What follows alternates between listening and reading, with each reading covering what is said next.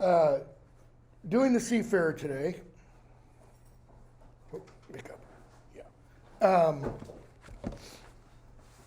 I know a few people aren't going to be here because they were concerned about the weather coming from Kentucky border. Seafarer is another elegy, lyric, lament, but it's not like the Wanderer. For the simple reason, well, I shouldn't say for the simple reason. Christianity in the Seafarer is much more overt. Okay, and the Seafarer seems to. I can never remember how you spell this word. Pilgrimage. One M or two. It varies. So I'm going to use one. Seafarer seems to be about a conscious pilgrimage, okay, on the part of the seafarer. The Wanderer does not seem to be, or for most scholars, does not come across necessarily as being a pilgrimage poem or a poem about a character on a pilgrimage. Though some scholars have suggested that is exactly what it is. That the Wanderer in the poem, The Wanderer, when he says, he's seeking out a hall lord, or seeking out a lord, someone who could accustom him to joys, etc., who would know his tribe, that's kind of metaphorical for heaven. And that's why the end of the poem makes explicitly clear. You want to get past the vicissitudes, the topsy-turvy nature of this reality, seek it somewhere else where no one's going to come, destroy the hall, kill you, the whole 9 yards. Okay? So, Seafarer. Hold on, let me open this to right there. Now, these two poems are almost always 81 verso, 83 recto. Yeah.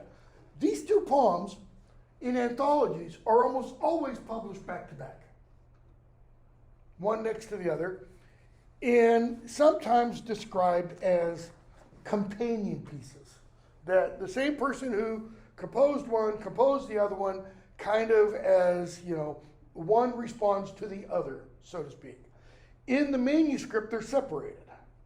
So you don't get the Wanderer and then the Seafarer. There's something between the Wanderer and the Seafarer, and my mind is blanking right now as to what is between them. I want to say there might be some riddles. I just ordered a book that I've wanted for years. Found it actually on Amazon for, I'm going to say only, but for only $85. Normally it's about $200. 2-volume, big, massive. It's an edition of just the Exeter manuscript. Okay, so it's got all the texts, and then the second volume is all commentary. Okay, so it'll be interesting because I've never actually looked at the entire Exeter manuscript. So all that's to say is they might be companion pieces. That is, they might kind of go together, but it's not clear. Okay, it's not clear whoever put the Exeter manuscript together what the organizing principle necessarily was, in other words. Okay? So, Seafarer. Seafarer begins. Old English. Me ich be meselfum so die rekan sida sejen hu ich jeswink dagum erva thwila oft throwada, etc., etc. I can sing a true song of myself, tell of my journeys, how in days of toil I've often suffered troubled times, endured hard heartache. That was the passage I just read. Okay? So notice, I can by myself, the my ich be me selvum. I am able to by myself, or about myself. The by or about could be either of those. Okay? What? So the ed, a true song. Okay? Rekon. sing, speak, or create. Okay? Tell of my journeys, how in days of toil I've often suffered troubled times. Begins kind of eerily similar to the Wanderer. Except the Wanderer begins with that, that big $100,000 interpretation question. Is it, the experience, all that kind of stuff of favor, grace, mercy, prosperity, or something else, okay? So this is, I'm able to sing a true song of myself. True doesn't only mean without any falsehood. It means honest. I mean, to really dig deep and reveal something, right? To tell of my journeys, how in days of toil. That's the Yiswink Dagum. Dagum, you're going to see days of, right? We see it in Beowulf. How I've what? Often suffered troubled times, endured hard heartache. Come to know many of care's dwellings. Many of that phrase. It's a metaphor, right? Care's dwellings. It's actually what's called a kinning. There's not a good translation for the word kinning in English. The word comes from Old Norse, okay? It's kind of a metaphor of a metaphor. So how does a metaphor work? How's a metaphor different than a simile? He eats like a pig. He is a pig, right? He eats like, simile, because it has a comparative term. He is, you're equating one thing with the other. It's still a comparison, though. You're not saying literally the person, it's a pig. So a metaphor, a kinning, a metaphor of or for another metaphor. It removes the reality of the thing being compared to doubly, so to speak. All right? The older Germanic languages, Old Norse, for example, loved this. I was taking, when was I taking that? I was taking Old Norse the same time I was doing Beowulf as a graduate student. And Old Norse uses a variety of figures of speech much, much more than does Old English. Okay? This is one of those figures of speech. There's this passage in an Old Norse text that's talking about memory. Okay? It's just memory. And it's like this 6 or 7 lines of poetry that all only refer to memory. And it's this big, long description in the hidden back room in the cabin on the ship of my mind, blah, blah, blah, blah, blah. Okay? As the mind sails across the ocean, so to speak. And it's all about, I remember. Okay? So, care's dwellings. I come to know many of care's dwellings on the keel of a ship. Well, the keel of a ship is easy to understand because that's very specific. It's hard, it's concrete. But many of care's dwellings. What is that? Cares, troubles, problems, hardships, dwellings, where they reside. Where do care's dwellings, where do cares, troubles, problems, hardships, etc. reside? In the heart? In the mind? Not, broken finger or something like that. He knows these, notice, on the keel of a ship. It's telling us, out there in the ocean, brings to the fore all of these problems. Okay? By the way, if you haven't noticed it or haven't seen them, I posted a few things under the content tab of D2L. One, just a Google search. It's actually not Google, it's DuckDuckGo, but it's a search of images for coracles to give you an idea of what maybe the kind of little boat that both the Wanderer and the Seafarer are talking about. Okay? A whole bunch of them. Biotapestry. if you go to section, I think this is right, 23, if you click on the biotapestry, you'll see it. And there'll be numbers at the top. These are panels. I think it's panel 23. If you go to panel 23, you'll see the image of Harold, not Edward the Confessor. Okay? I don't know why I said Edward. Where Harold Godwinson is meeting with William the Conqueror. Sorry, William Duke of Normandy at that point. And it has a text at the top that Harold makes a sacrament, okay, with William. No, I mean, it actually uses the word in Latin, something like sacramentum. Well, that kind of sounds like you're talking about Holy Communion or one of the 7 sacraments of the church. It gets translated, or at least in the text that you can click on the side, it gets translated as oath. Yeah, it can be an oath, or it could be much, much stronger, like a sacrament. And when I talked about that before in class, I mentioned, the Bible-like thing down at the bottom. If you look at that plate carefully, down at the bottom of this table, desk, whatever, there's something in the middle of it. That's what has been interpreted as a Bible. So it's because this occurs on this that it becomes sacramental, holy. This is a holy oath, apparently, that Harold made. Why Harold, not Edward? Because Edward didn't leave England. And Harold at that point, okay, was the second most powerful after the king in the land, because his father, who had been before him, the second most powerful, had already died. Right? So it's Harold who makes that promise. Edward dies without a child, you will become king. And then, according to the biotapestry, violates it. So let me go back here.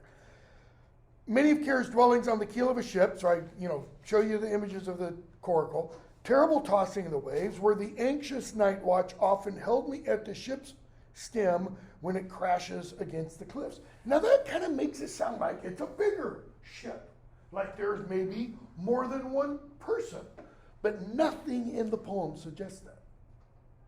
So when he talks about being at the ship's stem, if it is that little coracle, the stem is merely the part that he's facing.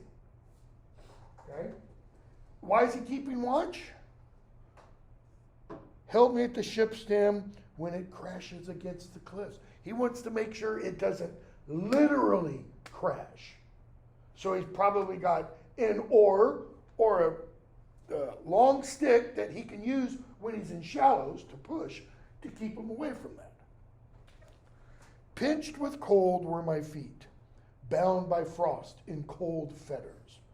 Now, some people take this to mean he means literally bound by frost. Not frost like we see, in the mornings it gets really cold. Frost, he means ice. Why? Because in this little shallow-bottomed boat, if there's a little bit of water and its air temperature is freezing, yeah, ice might form on the exposed parts of his feet that have moisture on them. Okay? Not wearing fur-lined boots or anything like that. So pinched with cold were my feet, bound by frost and cold fetters, while cares, notice the juxtaposition, while cares seethed hot around my heart. Feet are freezing cold, but in here he's burning up. And hunger gnawed my sea-weary mind. So we've just had 3 aspects kind of the human person described. What are they?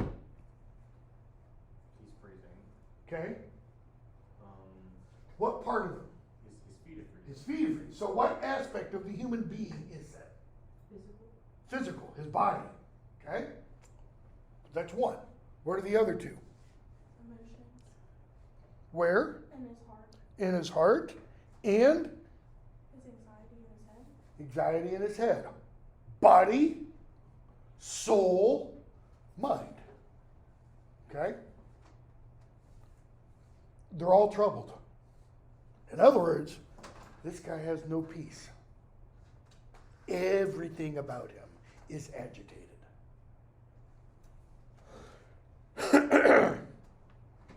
That man does not know.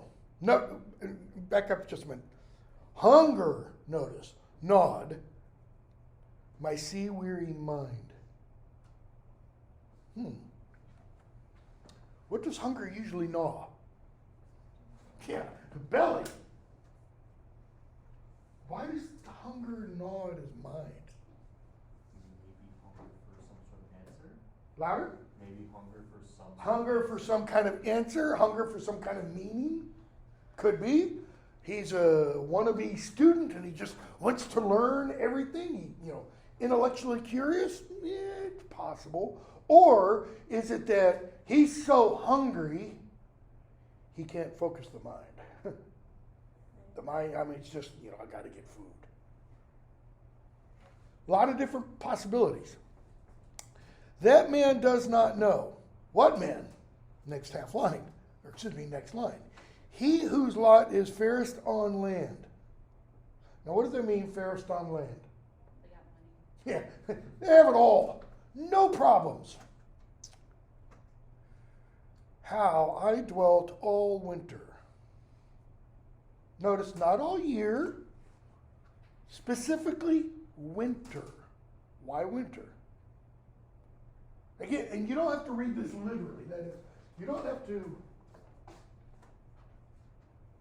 read this as the speaker saying, this actually literally happened to me. You may. We don't know, okay?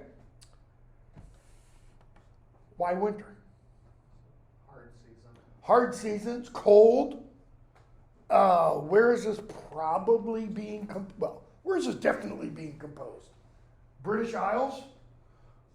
Pick an ocean around the British Isles during winter and go out on it in a little coracle. You're going to be freezing cold. North Atlantic on one side, okay? Irish Sea on the, between Isle of Britain and Ireland, okay? English Channel down below. It's still part of the North Atlantic, okay? During winter. How I dwelt all winter, wretched with care, burdened, you could say, with care, on the ice-cold sea, in the paths of exile. Notice the sea has now become the path of exile. Deprived of dear kinsmen.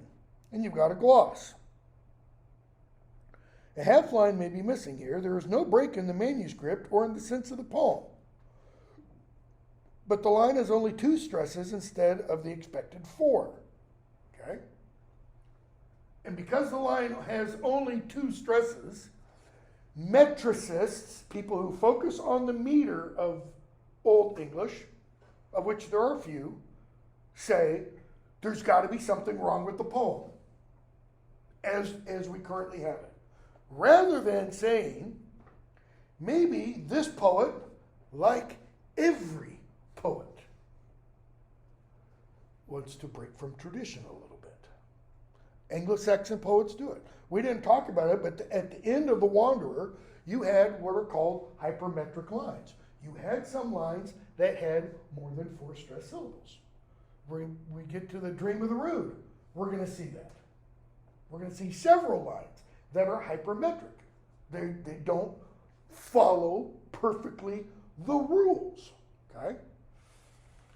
So, deprived of dear kinsmen, notice, he says there's no break in the manuscript, even though when you look at how it appears on the page, it looks like there's room for more, right? It's not how it appears in the manuscript.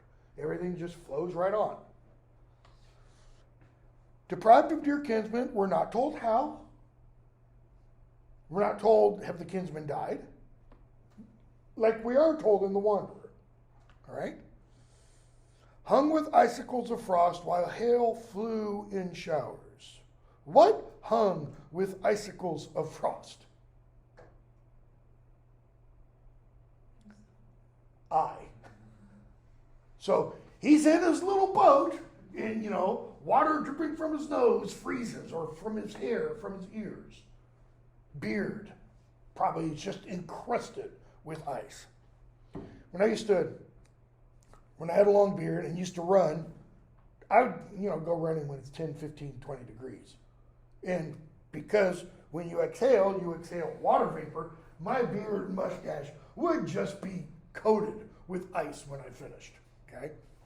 People would look at me like, you're absolutely crazy.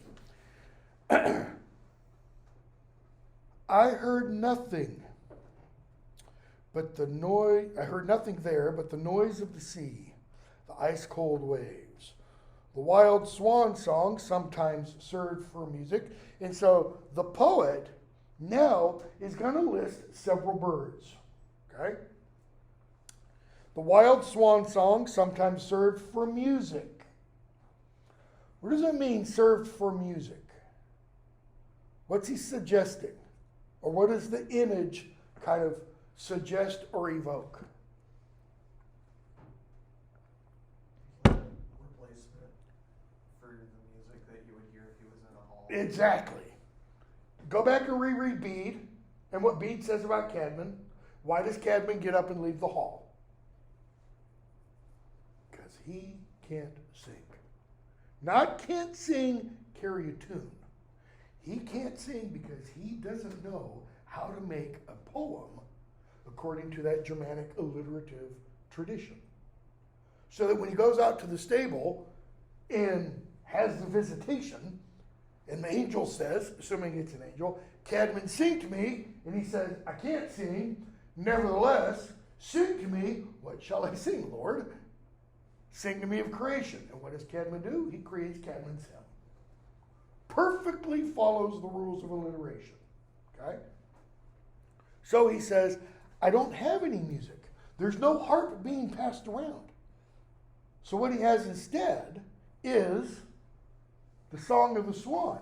What is this speaker's metaphorical hall then? The boat in the ocean. Okay? Metaphorical, obviously. The gannet's call and the curlew's cry for the laughter of men. So we have the swan, the gannet, the curlew. So we hear the singing, we hear the music, the swan. We hear the laughter of men in the curlew and the gannet. The seagull singing for mead drink, kind of like the sloshing of mead in cups. Okay? It's like he has everything that a traditional hall would have, except the real companionship, the real fellowship with others around him. Storms, is this evocative of anything in The Wanderer? The moment when he's hallucinating. Bingo. He wakes up from that dream and he sees the seabirds and they're spreading their wings and then they drift away like the memories of his dead friends drift away. Storms beat the stone cliffs. The tern answered. We have another bird.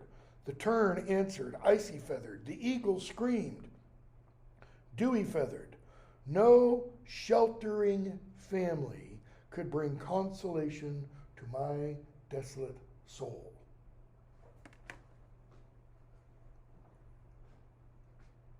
Unlike the Wanderer, this guy what? I'm assuming he's male. Could be wrong. He knows these birds. He names each of the birds. And he says, these birds aren't my family. Why? Because there's no shelter. He's still exposed to all of the elements. This isn't like Bede's, sparrow flying into the hall and peace, joy, happiness, warmth, cold, etc.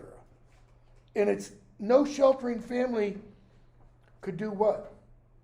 Could bring consolation to my soul. That word, I'm pretty sure, is going to be, frovra. It's here Frevron comes from the noun frovra. Okay? We're going to see this word come up a lot in Beowulf. Translated consolation, translated solace, translated comfort, translated in some translations succor, which is what King James translation uses for the same idea throughout the Old and New Testaments. The idea of consolation or solace or comfort, or even, bringing peace, etc. to someone. Okay? Different literal word though for peace. So what's the purpose, or what should a sheltering family do? Notice first the adjective, sheltering. Family does what? It hunkers down together. Okay? The family, because he doesn't have one, the family can't bring consolation to his soul. And so, beginning of a gnomic passage. Now there's been one before. The man does not know. He who, has it fat, dumb, and happy on land. So he who has tasted life's joy in towns, suffered few sad journeys, scarcely believes. So the person who has it easy on land scarcely believes. What does it mean, scarcely?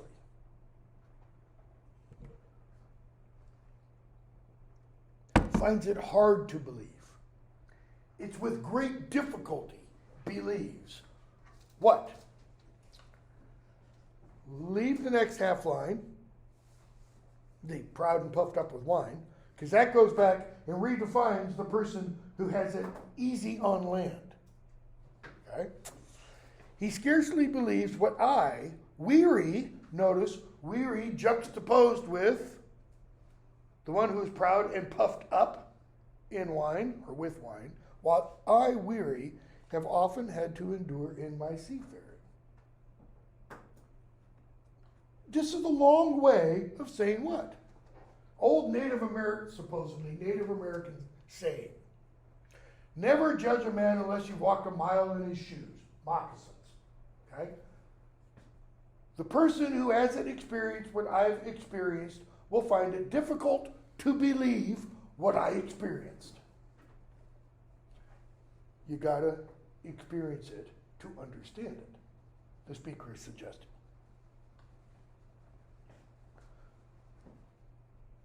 Notice we still don't know the cause of the seafaring, why he's out there. The night shadow darkened. It's the exact same line we saw earlier also in The Wanderer. It's a common idea. We're going to see it, if I remember correctly, almost the exact same wording in both Beowulf and Dream. No, not in Dream of the Bird. The night shadow darkened, snow came from the north, frost bound the ground, hail fell on earth, coldest of grains. And so, back that stanza begins, and so, you've got the footnote, that forthon, that phrase that keeps linking passages. Therefore, thus, and so. And so, they compel me now. What's the they? Look at the next phrase. It's an appositive. The appositive restates the subject in this case, the they. My heart thoughts. It's the thoughts of his heart, okay, that compel. What does it mean to compel? To urge. Keep going. To force. It's not like he's going, should I or should I not? Something inside forces him to do this. To do what? To try for myself. What's that word?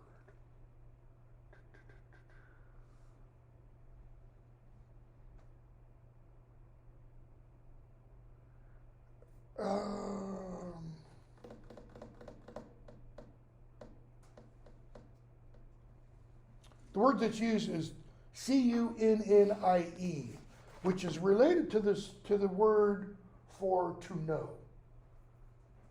To try for myself. Yeah, I can see that. To know for myself. What does it mean to try? Attempt. To attempt. That verb, to try, that verb, anybody know what else it's related to? What other word in modern English begins with try?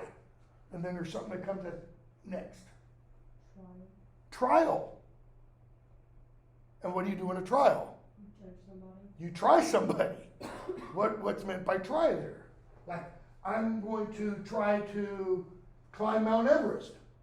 You don't know that you're going to do it. Somebody said attempt.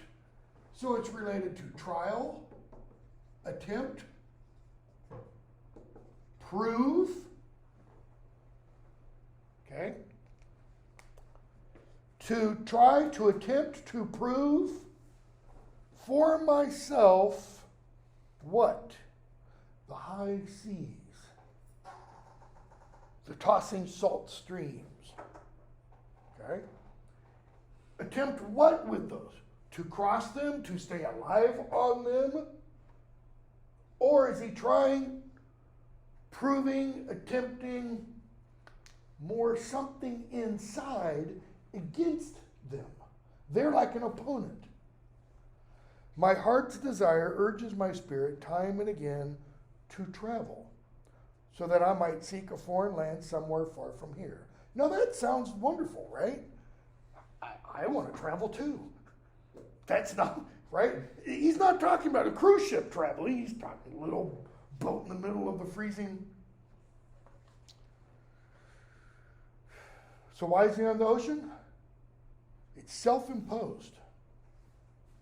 He's on exile's path because he put himself on the exile's path. So that I might seek, and we finally get the full purpose. A foreign land somewhere far from here. Do we know where the here is? Not literally, okay? But he's going to seek a foreign land. 38.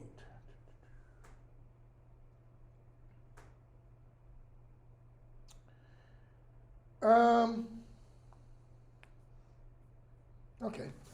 I don't need to point it out. So he says, and so no man on earth is so proud in spirit, nor so, another gnomic passage, nor so gifted in grace, nor so keen in youth, nor so bold in deeds, nor so beloved of his Lord, that he never has sorrow over his seafaring. Period? No, comma. Because something important comes after that. What if it ended right there? No man on earth is so proud in spirit, nor so gifted in grace, nor so keen in youth, nor so bold in deeds, nor so beloved of his Lord, that he never has sorrow over his seafaring. That kind of implies anybody who goes out on the ocean is going to have sorrow in that ocean voyage. Radically different if you leave out that next line. But the next line says, when.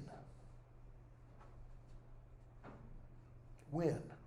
All this occurs when he sees what the Lord might have in store for him. Okay? What does that mean? What do those previous 4 lines mean in context with the 5th line? Well, read each line in connection with the 5th line. And so no man on earth is so proud in spirit when he sees what the Lord might have in store for him. And so no man on earth is so gifted in grace nor so keen in youth when he sees what the Lord might have in store for him. Nor so bold in deeds when he sees what the Lord might have in store for him. Nor so beloved of his Lord. Lowercase l here when he sees what the Lord might have in store for him. And never have sorrow over a seafarer when he sees what the Lord might have in store for him. I'm trying to see. Line 43. The Old English, the two lords, it's the exact same word both times. Drifted. Okay? Luther translates one lowercase l and the other uppercase L. Why? Because this refers to what? Down here, earthly Lord. This refers to upstairs Lord, so to speak, in his translation. Every translation is what? It's an act of interpretation. He is interpreting for you. Doesn't mean you have to accept it. In other words, it might not be that Lord. What makes him translate it that way? The context. The entire context of the poem. Not just the context of these few lines. All right? So, when he sees what the Lord might, notice might, not what the Lord has in store for him. Because that implies what kind of knowledge? It's not trying, it's not proving, it's attempting. It's sure, it's known. Okay? It's done already. Like predestination, kind of an idea. He, the one who is, not on earth so proud, blah, blah, blah, blah, blah. He has no thought of the harp or the taking of rings. When? When he sees what the Lord might have in store for him. Okay? He has no thought of the harp or the taking of rings, nor the pleasures of woman, nor joy in the world, nor anything else but the tumbling waves. He who hastens to see always has longing. That is, the person who is doing what I'm doing doesn't care about what? The thought of the harp, the hall, the taking of rings, gift giving by the king, the pleasures of sex, that's the joy of women, or joy in the world. What's meant probably, let me rephrase that, possibly, by in the world. Does that mean just down here physically in the world? I mean, in the greatest extent, it might. I think it means on land. Where do halls exist? On land. They're not floating out on the ocean, okay? The one who hastens to the sea always has longing. What's meant by longing? What's the word for that? 47. Yeah, exact same word. It's literally the exact same word in Old English. Longunga, longing, desire. What does every longing and desire, what is a component of every longing and desire? An object or an idea. It has an object. The thing longed for, the thing desired. He hasn't said what that longing is, or what the thing he's desiring is, unless you read what the Lord has in store for him, or might have in store for him, as the object of that longing. Okay? The groves take blossom. When? When do the trees bloom? Spring. The cities grow fair. The fields brighten. The world rushes on. In other words, winter ends, spring comes. Winter ends, spring comes. Read Ode to the West Wind. Okay? To get a pretty good idea of what is being implied there, at least. The world rushes on. All these, that is, all these images, urge the eager-hearted spirit to travel when one intends to journey far over the floodways. Okay, that's all pretty clear. Even the cuckoo urges with its sad voice. Summer's guardian announces sorrow, bitter in the breast hoard. What's the sorrow that the cuckoo announces? Summer's coming to an end. Autumn/fall are happening. Metaphorically, what do those seasons mean? Spring is what? New life. Summer, the height of life. Fall, the decline begins. Winter, death. And then it all repeats. It announces, Summer's guardian announces sorrow bitter in the breast hoard.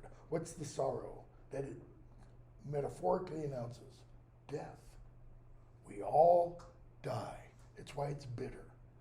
He does not know. Who?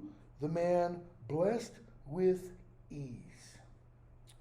What those endure who walk most widely in the paths of exile.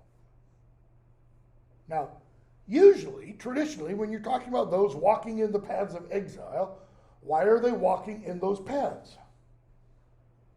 Someone externally is forcing them. Yeah, they've been forced into exile. I mean, whether literally you're banned from this area, leave, that kind of force, or, like the Wanderer, everybody that he knew died. There's no reason to stay here, okay?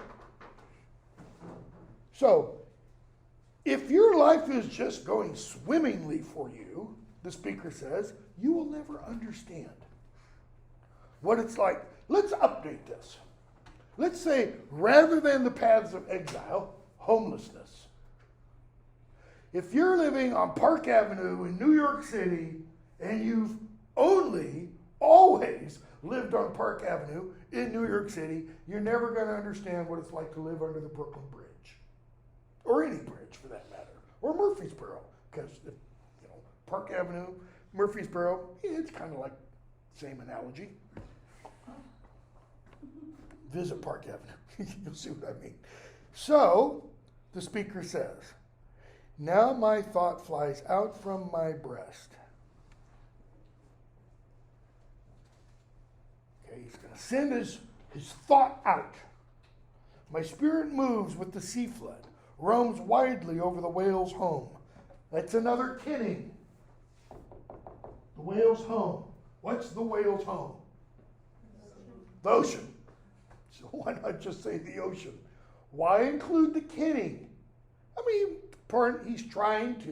wants to preserve the poetic beauty of it in some of the figures of speech. That's why. To the corners of the earth and comes back to me greedy and hungry. What might that be an image of? A representation of? What biblical event? Let me put it that way. Someone got swallowed by a whale, I think. Jonah got swallowed by a whale, but his heart's thought doesn't get swallowed. Notice, it goes out, it moves over the sea flood, it roams widely to the corners of the earth, and comes back greedy and hungry. The birds that Noah sent out. First birds that Noah sends out. Travels, flies all over, doesn't find a place to land, and returns. Could be. Not saying it is. I read that, and that's what I think of. Okay? Because I think whoever composes is probably familiar with a lot of biblical stories. All right? So, lost my place. Greedy and hungry. The lone flyer calls out. It starts my heart irresistibly to the whale's path over the open sea. Because hotter to me are the joys of the Lord than this dead life. What's the lone flyer? Ooh, I never thought of that before. I think this might be a source. for why J.R.R. Tolkien, in The Lord of the Rings, go back farther, in the Silmarillion, tells the elves, has characters tell elves at various points. If you ever hear the sound of the seagull or the sound of the ocean, you will always be drawn to the ocean. Doesn't happen to men or dwarves or hobbits, only the elves. Because the elves, in Tolkien's cosmology, at one point went across the sea, lived there for a while with the gods, and then were kind of forced to come back. Anyways, what's the lone flyer? Some solitary seabird. It doesn't have to be a specific one. Okay? He hears that bird cry, and it does what? It rouses that desire within him. To do what? To go over the whale's path. Why? Because hotter to me are the joys of the Lord than this dead life. What do the joys of the Lord have to do with going out over the ocean? Than this dead life, loaned, Lana, same word we saw towards the end of the Wanderer, where the Wanderer says, here, wealth is fleeting, here, life is fleeting, here, friend is fleeting, here, woman is fleeting, here, man is fleeting. All this fleeting life will come to an end. Okay? Then this dead life loaned on land. Okay? Footnote. At this point, the sea voyage is revealed to be a journey of spiritual discovery. As in the Hiberno-Latin Voyage of St. Brendan, the hermit monks of Ireland had a particular penchant for taking to small boats and trusting in God for their safety. Some reached Iceland. Iceland's several hundred miles away, and they did it in these little boats. Okay? Some are rumored to have reached the Americas, like St. Brendan. Many others, no doubt, found rest at the bottom of the sea. Okay?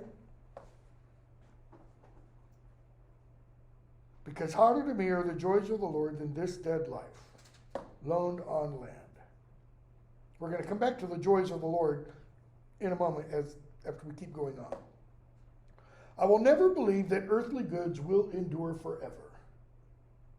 In other words, what does the Wanderer say about all this world's wealth?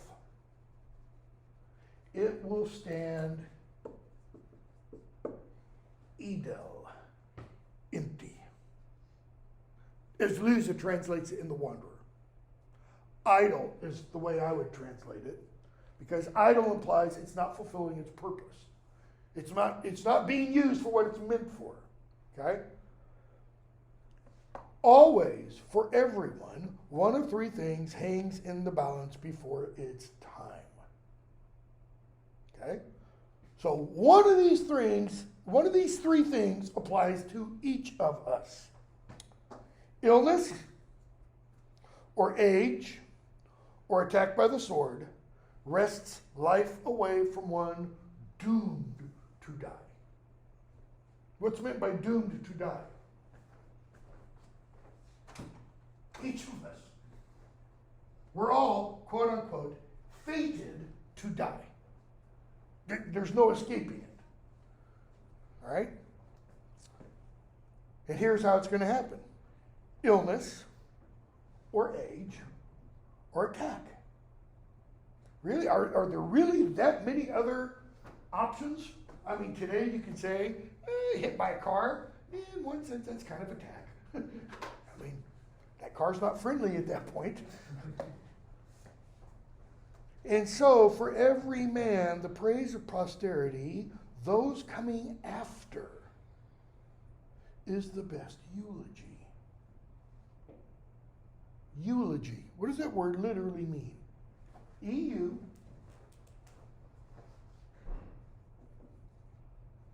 Logi. This comes from Greek logos. EU. Beautiful or good word. Right? The beautiful or good word. In other words, fame, a positive reputation. The praise of posterity is not what Hitler has. Take that back. There are some. The praise of posterity is not what Stalin has. It's not what Genghis Khan has, generally speaking. Okay? Pick your president and you can, whatever your politics you might say, whatever. And so for every man, the praise of posterity, those coming after, is the best eulogy. That before he must be on his way, talk about to use the EU again, euphemism, be on your way, die. Yeah. Before he must be on his way, he act bravely on earth against the enemy's malice. Notice enemies there is plural, not singular. Because if it were singular, you would probably think, oh, that just refers to, next line, the devil. It's not just the devil. Do bold deeds to beat the devil. Well, how do you do bold deeds to beat the devil? You go, come on, Satan, you and me. We're going to...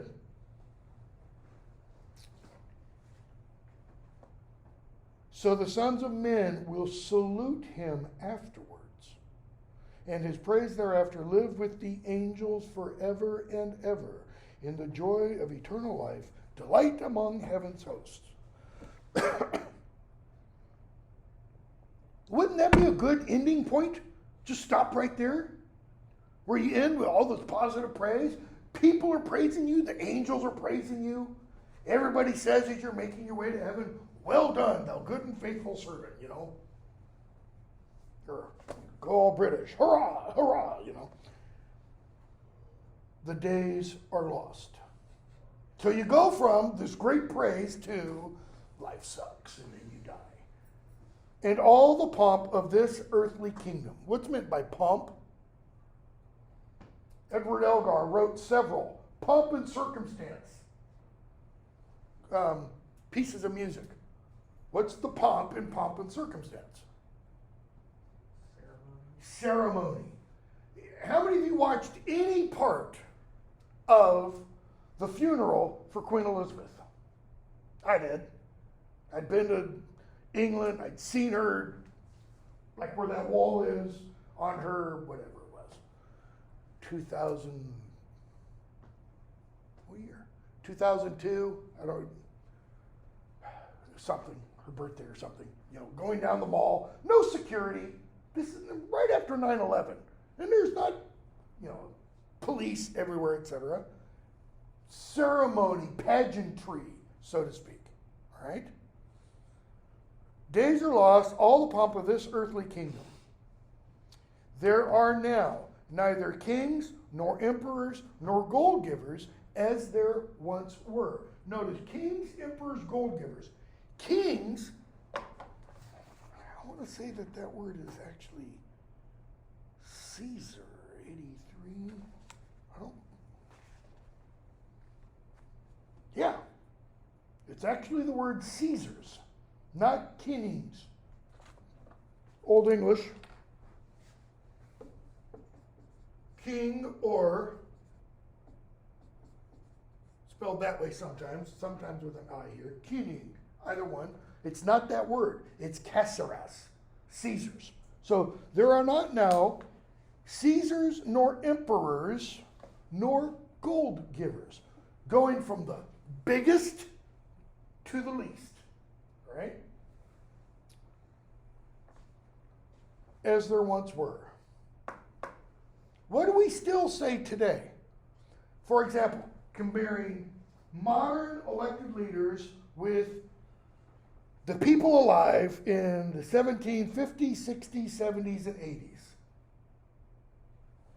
Watched a couple months ago, I don't remember, Netflix or Amazon or something, the series Adams, about John Adams. It's like 6 or 8 episodes. Watch that, And you can't help but go, my God, where are men and women, his wife, man, where are men and women like that today in our government? There aren't, by the way, okay? They're just, the mold's been broken. Where are the Hamiltons? Where are the Jeffersons? Where are the Washingtons? You know, all those kinds of folks.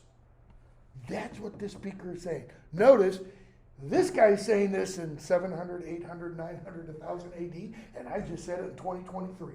What does that mean? What does that mean though? Continuous cycle. We always do what? I remember back in the, I was just talking with one of my colleagues before class began. I've been here 30 years, been teaching over 30 years, and it's like, I remember when students used to actually read the material and bring books to class. Half my classes now, they just come with nothing. I'm assuming it's because they're brilliant, more brilliant than I ever was.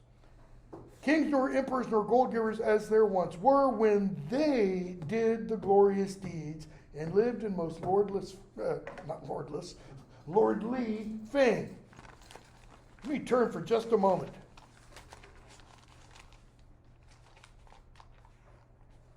Opening of Beowulf. We have heard of the glory in bygone days of the folk kings of the Spear Danes. In other words, we've heard of the glory of the kings of days of yore. And what the poet is saying, the rhetoric of that, where are they? We don't have those now. J.R. Tolkien does the same thing in The Hobbit. Why do they hire a thief to go steal the treasure from the dragon's mouth? Because they can't find any heroes. They're gone. Okay? So,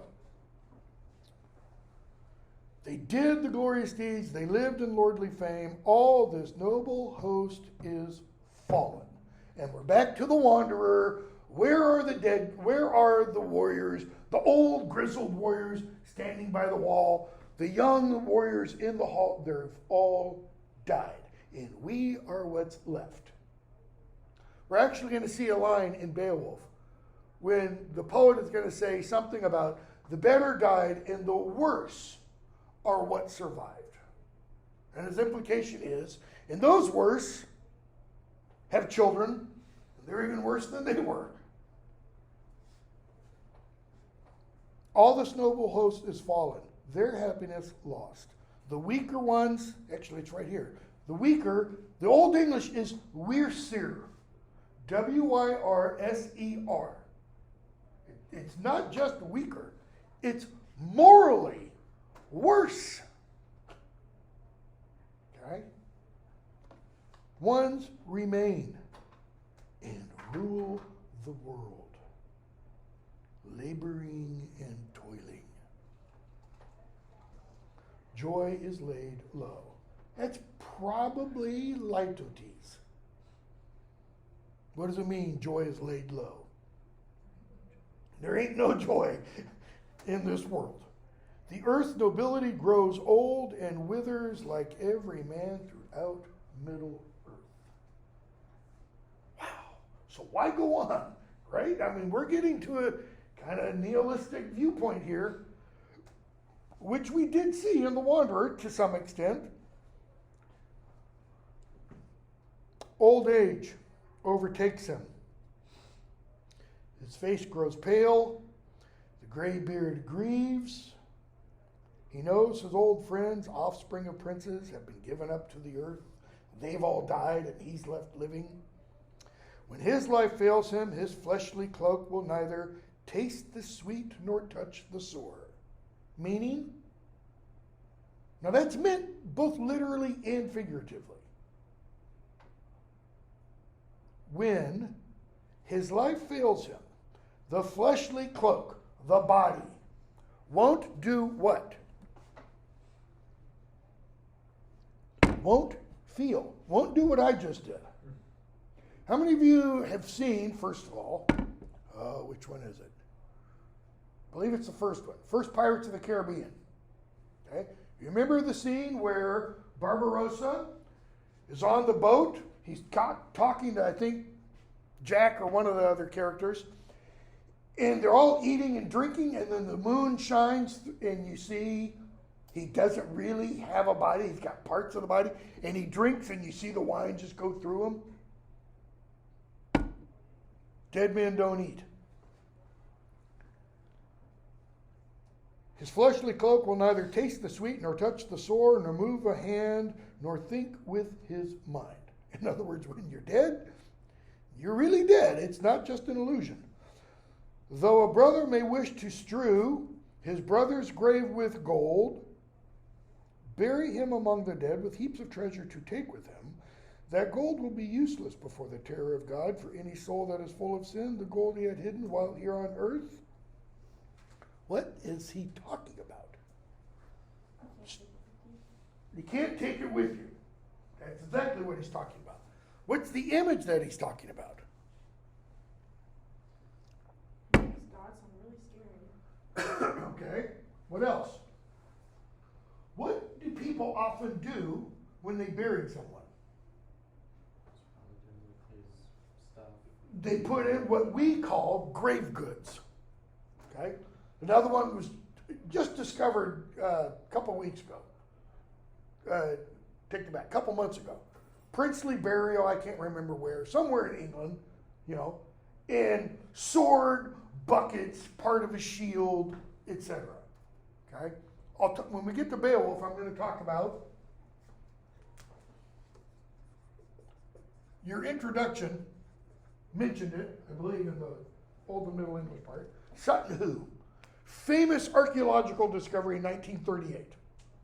Probably a kingly burial. It was a ship, a boat, 90 feet long, buried in a big old mound. There's like 50 mounds at this burial site. Okay? High value, high status people. One of the greatest treasures discovered in English history. Whole bunch of gold. Whole bunch of gold coins, jewelry, the whole 9 yards. What's the speaker saying? Why do anthropologists tell us the ancient Egyptians buried things with their pharaohs and such to help them in their afterlife when they go to the world of the dead, so to speak? The Egyptian Book of the Dead doesn't actually state that. It doesn't say, oh, well, yeah, this is to help Ramses on his journey to. And the Germanic stuff doesn't say, oh, well, this boat is to help so-and-so navigate the waters to, Valhalla or whatever. It's not implied at all.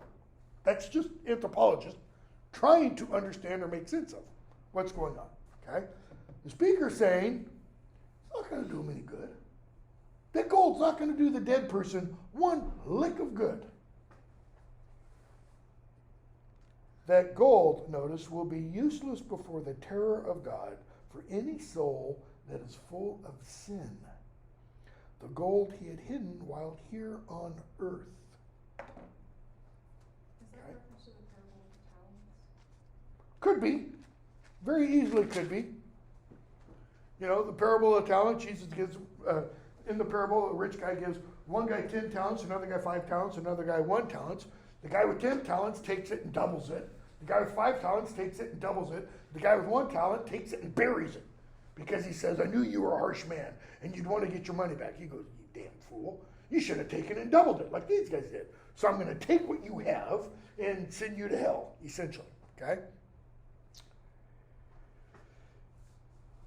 There's an understanding of the purpose of gold here that doesn't get made clear until we finish the poem. Notice he says, the gold does what? The gold gets buried with him, and then he talks about for any soul that is full of sin, the gold he had hidden while here on earth. Notice the dead guy, the one whose soul is full of sin, didn't do what with the gold while he was still alive? Didn't spend it, didn't use it. Okay? Great, and so we're going to, God's terrible. Great is, in its literal meaning, great is the terror of God before which the earth trembles. He established the sturdy foundations, the earth's solid surface, the high heavens. Right? Cadman's hymn, God created everything. Foolish is he who dreads not the Lord. Go back for a moment. Hotter to me are the joys of the Lord than this dead life. Foolish is he who dreads not the Lord, death will find him unprepared. Notice, if you don't dread the Lord, Proverbs, I believe, begins, and then I think it's Psalm 10, could be wrong. Beginning of wisdom is what? Fear of the Lord. The fear of the Lord is the beginning of wisdom, and then it's repeated multiple times. Foolish is he who dreads not the Lord. Why? Because death will find him unprepared. Unprepared for what? For meeting the Lord. If you don't fear God, you're not going to be ready to meet God, so to speak. Okay? Blessed is he who lives humbly. Mercy from heaven comes to him. Is that word what I think it is? 10. By the way, these are hypermetric lines. Okay, they're longer than they should be. 107 or so. Yep. The word that gets translated here as mercy is the same word in the first line of the Wanderer. Are, Yebedith. There he translated that as, he didn't translate it as mercy, did he? Yep, longs for mercy. But he gives a footnote, can be other things. Okay? So, lost my place. Mercy from heaven comes to him. The Maker strengthens his spirit, for he believes, that is the person, believes in his, that is God's, might. Okay? So, how do you prepare? Because this passage comes right after not being prepared for death. Living humbly. A man must steer a strong mind and keep it stable. Think of that imagery. Think of that. It's a metaphor, really. You must steer a strong mind. How so? How do you steer your mind? How do you steer something? You know, we would say a steering wheel. How do you steer a steer? A bull. You pull back, or horse, you pull on the reins, what does it do? Turn the horse's head this way, it makes the horse go this way. Okay? Who's stronger, horse or rider? Horse by several magnitudes. Okay? What's stronger, the mind implication or the body? The mind, right? Because the mind tells the body where to go. Or the heart tells the body where to go. A man must steer a strong mind, and notice, keep it stable. Not up and down. Okay? Steadfast in its promises, pure in its ways. This is what the speaker, I think, is defining as stable. Steadfast in its promises. What does the Wanderer say? The nobleman doesn't make a boast, right? Until he knows how his heart is going to go in that situation. Steadfast in its promises. Okay? Pure in its ways. Every man must hold in moderation his love for a friend and his hatred for a foe. Why? Why should you be moderate in your love for a friend? What does love sometimes make you do? Whether romantic or friendship. Stupid things, okay? Hatred for a foe.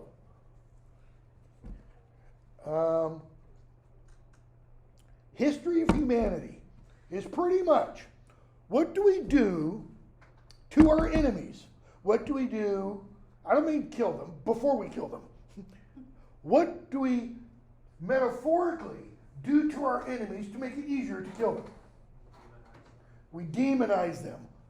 And in demonizing, I'm looking for another word that ends with the I's, we dehumanize. If you make your enemy less than you, makes it an awful lot easier to kill them. If your enemy is not a North Vietnamese, but a Gook, notice, what does Gook mean? Not human. Then you can kill him.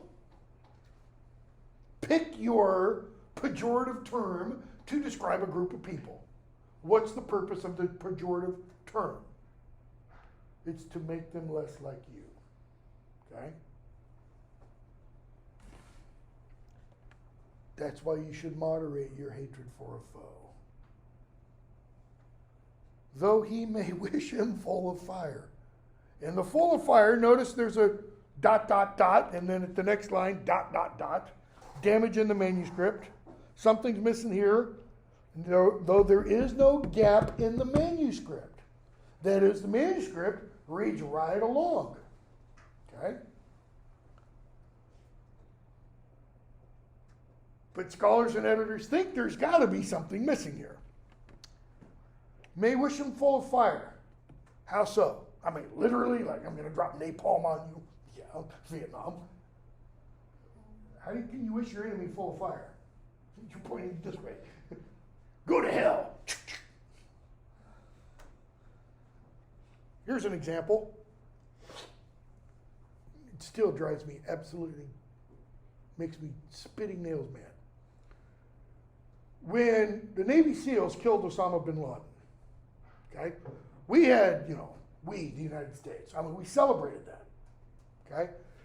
A very famous politician had run for, I think he ran for president before then, former governor, Baptist minister. All three of those rep together, you might know who I have in mind, famously said, "We finally got him. May he burn in hell." Okay? Mike Huckabee, all right? Christian minister, okay? Tell me where Jesus says, burn in hell, when his disciples say, "Hey, Jesus, the people in this little town wouldn't listen to us. You want us to call down fire?" And he's like, "No, man, chill. Just kick the dirt off your feet and leave them to me. I'll take care." Anyways, so I think that's, wishing him fire. Or his foe consumed on a funeral pyre. That is, you want him dead, right? Because, if you're in the middle of World War II, you're in the Battle of the Bulge, and Germans are coming at you, and you're almost out of bullets, you want them to die so that you don't, okay? So you're hoping they die, get, properly burned and such. Fate is greater, the maker mightier than any man's thoughts. What's his point? Notice, fate, weird, is the word that's used there, is greater. 115, what's used for the maker? Maker, method, could be measurer also. Fate is greater, the maker mightier than any man's thoughts. What might he be suggesting? You think you know the ins and outs. You think you know everything. You think you understand how things ought to be. Well, guess what? Weird might have something else in mind. And God, behind weird, might have something else in mind too. Okay? We're going to talk about God and weird and what happens down here. Not with Dream of the Rube, but with Beowulf, because I'm going to bring up a Roman Christian writer named Boethius and his Consolation of Philosophy and how that kind of works, because Beowulf is very Boethian. Okay? So, speaker then says, notice, break on the page. Okay? Let us consider where we should have our home. Your gloss. The tone of these last lines, different in many respects from the rest of the poem, seems to place the poem finally in a homiletic setting. What is the different in many respects from the rest of the poem possibly imply or suggest? Doesn't state it. I'm not saying that Liuza is directly stating this, but the words can be interpreted as suggesting or implying maybe these lines aren't original to the poem. Just like many scholars say those last several lines of The Wanderer aren't original to the poem. That's something that a Christian monk says, well, this is a downer and depressing. I need to, make it more hopeful. Look for eternal blessedness and stability with Jesus in heaven. There, did it. I stamped Jesus on it, made it a Christian poem now. Let us consider where we should have our home, and then think how we might come there. But what's the speaker suggesting? Clearly there, about our home. It's not where. It's not here. Okay? What's the speaker, first half, 2/3 of the poem, what was the speaker often referring to and talking about? His journey on the sea. Why? Looking for a new home. So let's think how we might come there where we should have our home. And let us also strive to reach that place of eternal peace, unending blessedness, where life is found in the love of the Lord, hope in heaven. Okay? So let's try to reach that place. How? Thanks be to the Holy One that he has so honored us, the ruler of glory, the eternal Lord, throughout all time. Amen. And all God's people say, it's like he does the altar call. Didn't do altar calls in Anglo-Saxon England. So what's the poet really suggesting? Life is what? Life's Leaving, and it's a bitch. okay, and so therefore, you don't want to stay here. You want to find real life. C.S. Lewis says, following Plato, this life here, this is the Shadowlands. You want to find where the real sun is, the real light is, the real Narnia is, so to speak, the real world is. It's not here. So how do you get from here to there? How do you get in any situation from point A to point B? You don't teleport. You move. You take a journey. Why is this journey the path of exile? Because you're turning your back on this place. And you're searching for this other place. Notice, the Wanderer poet says the same thing. He just emphasizes more how bad it is here. Okay?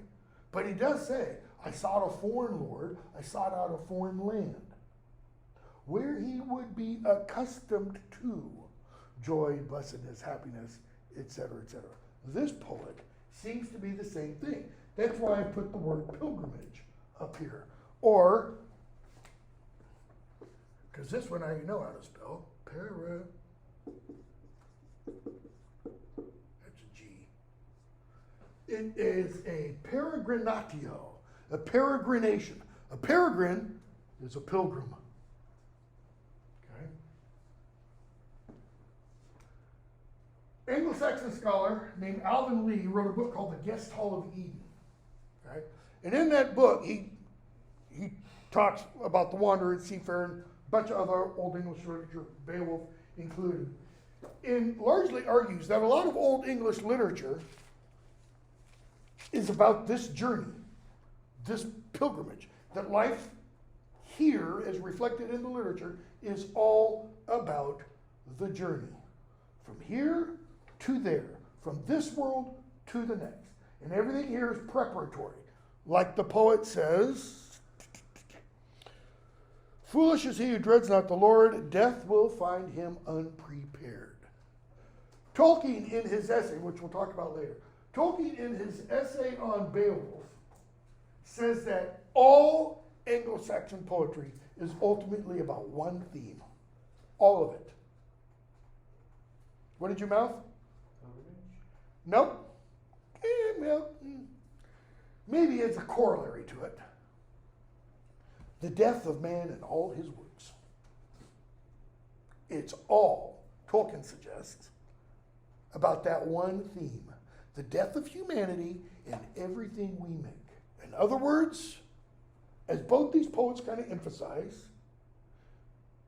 it's landness, it's transitoriness, it's fleetingness.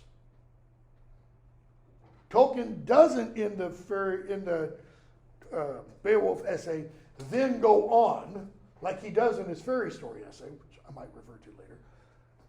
Doesn't then go on and say and point to the Christian hope, so to speak, because of the context that he's writing that essay in, or the lecture that he's delivering that essay in. Okay? So both these poems ultimately lead to that same goal. They do it in very different ways. They do it in very circuitous ways. One last comment.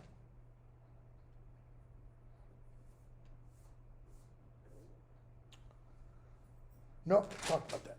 Questions, comments? Okay, now I was going to put up over the weekend, and then I remembered we hadn't discussed Seafarer. Today I'm going to put up a quiz over Wanderer and Seafarer. Might include some of the other stuff, being Cadman. I don't think so. I don't think I will. Put that up today. It'll probably be due. Today's Tuesday, Wednesday, Thursday. Probably Friday night. Give you 4 days to do it. For brain work. Today's Tuesday. For Thursday, read The Dream of the Rood. I've got to put a couple more things up on D2L, just background. You don't have to look at them, but if you want to, I'll put up some pictures of the cross, the Rivel cross that part of this poem is inscribed on, and I'll put up some stuff about runes, because it's inscribed in rune, part of it's inscribed in runes on this cross. I'm going to try to do all of Dream of the Rood on Thursday. You might not get through it. We'll see. Because I will pull out the Old English stuff. Okay, that's all. Wake up. Stay safe and dry and